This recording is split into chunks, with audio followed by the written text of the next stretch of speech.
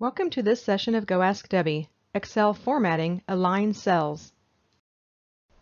You can change the way data appears in a cell by merging cells, aligning, wrapping, rotating, or resizing. Notice before when I typed in to cell A1, the text appeared to be in cell B1 and C1 a little bit. That simply means the text is too wide for the column in which it's located. To change the column width, simply move your mouse between the A and B column headers. Notice it turns into a double-headed arrow. You can either click and drag that double-headed arrow to make it as wide as you'd like, or simply double-click and Excel will automatically make the column as wide as it needs to be for that data. To align data, simply select the cell or the cell range, and on the Home tab, select the Text Alignment option.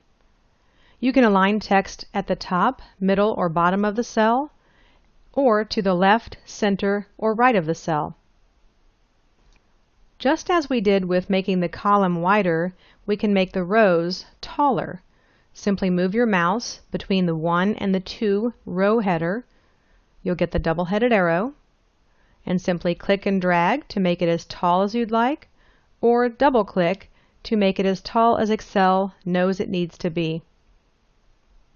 To wrap text, simply select the cell or cell range, and on the Home tab, simply click Wrap Text. To merge cells, we'll simply select the cells we'd like to merge, and on the Home tab, we'll select Merge and Center.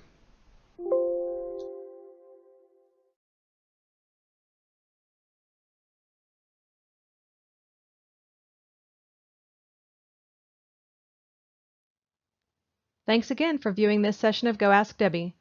For more tips like this one, be sure to like, comment, and subscribe to my channel.